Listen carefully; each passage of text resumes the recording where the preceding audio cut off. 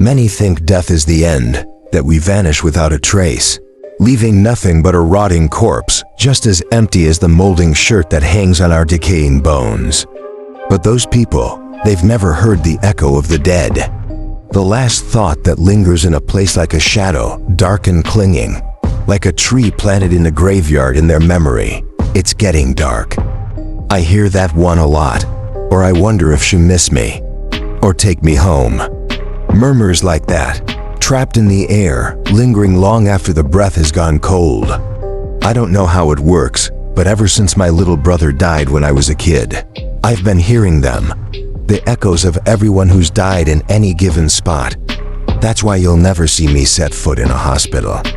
My mom once tried to drag me there for a sprained ankle, but I didn't even get within 100 feet before the whispers hit thousands of voices, like dry leaves rustling in my skull.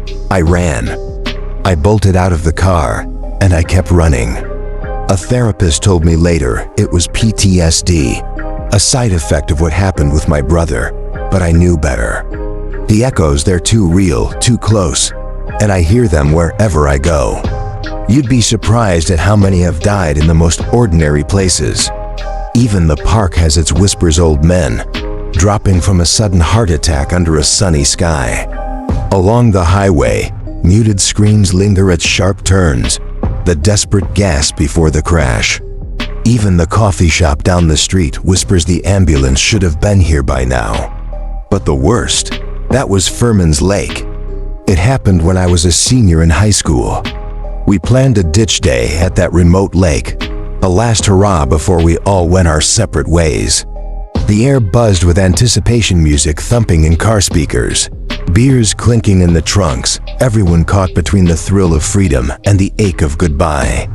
But I heard the whispers before we even got close, like a cold draft through a crack in a window. I tried to ignore them. I just wanted one day where I could pretend to be normal, to laugh with my friends. I'd gotten pretty good at tuning them out, but these whispers were different. They weren't sad or nostalgic or wondering.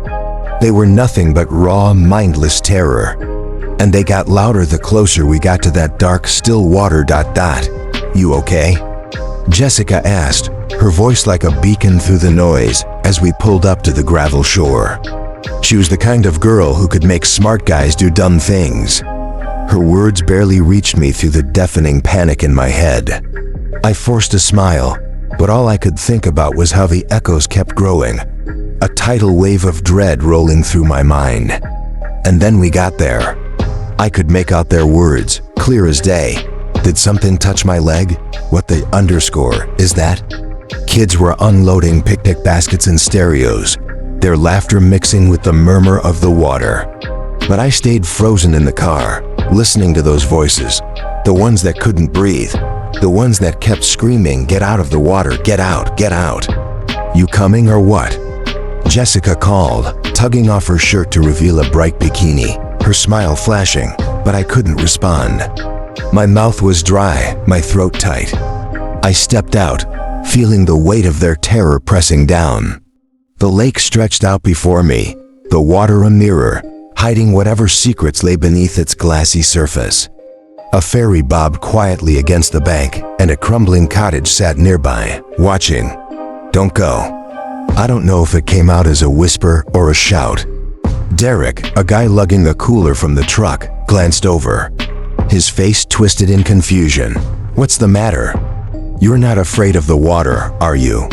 He laughed, but his voice was too clear, too loud, cutting through the echoes like a knife. And still, they screamed. Jessica waded into the water, just up to her ankles. She glanced back, but that smile once warm held a mocking edge now. It wasn't for me anymore. If the others knew what was really going through my head, they'd probably laugh too. But inside, all I could hear was the endless panicked whispering. Get out, you idiots." I wished someone else would say it out loud. Save me the trouble. But then, a voice did cut through, rough and raspy. An old man, more beer than flesh, stood in the doorway of the crumbling stone cottage. He muttered something, but I couldn't hear it over the echoing screams that gnawed at my mind. I forced myself closer, each step heavier than the last. "They say something lives in the water right near the shore," the old man called out, louder this time. His words snagged the attention of everyone climbing out of their cars, all 26 of us, drawn like moths to a dying light. Been hiding there since before mankind ever walked this earth, and it only strikes once. One strikes all it ever needs. His smile twisted with every word, eyes gleaming with something that wasn't quite right. "Of course, if you'd rather, $5 each, and I'll take you to safety on the other side." He waved a weathered hand toward a small, beat-up ferry bobbing at the dock. Jessica spoke up, her smile trying to mask her unease. "What's to stop the monster from swimming over there?" Her voice dripped with sarcasm, but there was an edge to it. She didn't believe him, but she wasn't entirely sure he was lying, either. "It's too shallow for it," the old man grunted. $100 for the lot of you, a special price. Better safe than sorry." "No way, man, I want to see the monster," Derek shouted, wading deeper, his legs disappearing into the still, murky water. He slapped the surface, sending ripples spreading into the lake's shadowy depths. A few others followed, nervously laughing as they splashed further in. "We should do it," I announced, my voice strained and tight, like I was forcing calm into each syllable. "Look, I'll pay for it, okay? The ferry ride will be fun." My words rang hollow, but I needed them to believe me. I fished out a brand new $100 bill, a graduation gift. Goodbye normalcy, I thought, but maybe I could live with myself this way. Before I even extended my hand, the old man snatched the money, his eyes gleaming with something wild. "You're a smart boy," he rasped, ushering us toward the ferry. "All aboard. Don't be shy, bags and heavy stuff in the middle." I climbed onto the ferry, meeting his eyes for a fleeting, dreadful second. When I looked back, I realized with a shiver that I was the only one on board. The others lingered by the shore, shifting uneasily, glancing at one another, reading the silent hesitation that drifted among them. "Last one on works fast food for life," Jessica yelled, tossing her backpack into the middle of the boat. She shot me a playful smirk, mouthing, "You owe me." If only she knew how much. One by one, the others followed her, and soon, the whole senior class crowded onto the rickety ferry. As we pushed off, I hoped that the echoes would fade with the distance, that the lake's center might drown them out. But they didn't. If anything, they multiplied, dozens of voices merging into hundreds, swirling in my head like a relentless storm. Each thought rebounded off the water, gaining strength, an endless flood of fear-filled whispers, desperate cries, mindless shrieks of agony, and garbled pleas for help. The old man didn't mention the monster again.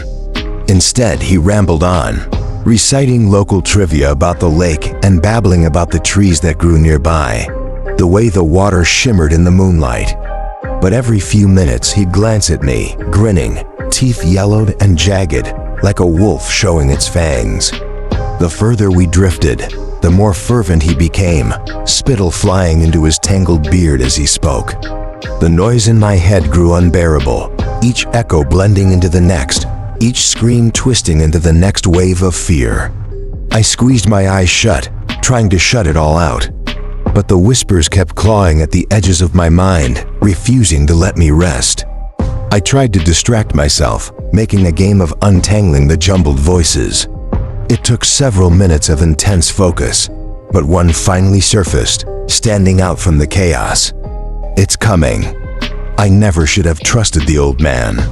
The voice in my head sounded like a boy around 12, no older than my brother when he died. I shot a glance at the ferryman, who leaned lazily against the wheel, his gaze drifting over us with a strange, wistful hunger. No one was paying him much attention anymore, not even when his pale tongue slid greedily across his chapped lips. Suddenly, the old man clipped something under the dash, and the motor stuttered, sputtered, then died. He stretched in the sun, a long, languid motion, before shuffling over to the rail. "This is a good place to take a dip if anyone wants to swim," he called out, his voice carrying easily over the water. Real shallow here, and if you're lucky, you'll see some turtles."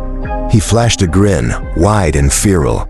"Someone should go first," I said, my voice barely more than a whisper to myself. I wanted to shout a warning, but it was lodged in my throat. The old man answered with a grin that made my skin crawl.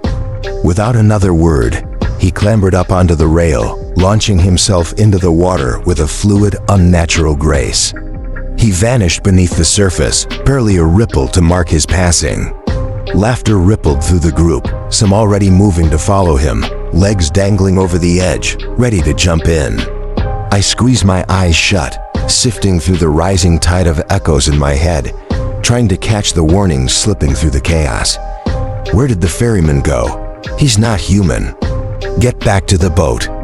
I snapped my eyes open, just in time to hear a splash, followed by the cheers and shouts of someone hitting the water.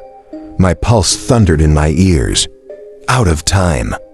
I lunged for the wheel, turning the key, and the engine growled back to life. People shouted at me, questions and protests, but their voices blurred into the background.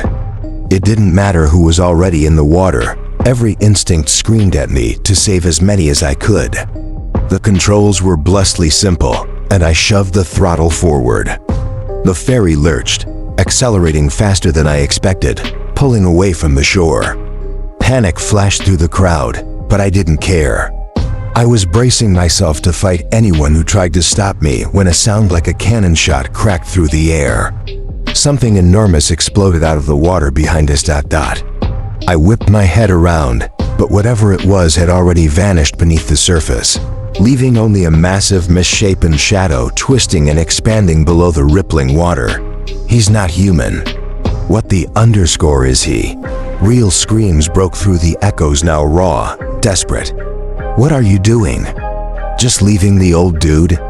One of the voices shrieked, but I barely registered it. And then I saw her, Jessica. Of course it had to be her, of all people.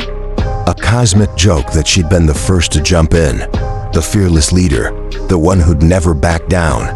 And now that bravery was going to get her killed. I slammed the throttle down, and the ferry groaned as it slowed. Going on without her didn't even feel like a choice. There was nothing I could do, but the thought of leaving her behind gnawed at me. Her head bobbed under just as the black shadow drifted closer. I caught a flash of scaly skin breaking the water's surface, and then a glimpse of Jessica's fingers clawing desperately toward the air. The lake boiled red as the water churned, and I gritted my teeth, shoving the throttle again. The shadow shifted, slithering beneath the ferry, gliding so close I could almost feel it brushing the hull. And then the echoes swelled, louder than the splashing, louder than the terrified cries of the kids around me.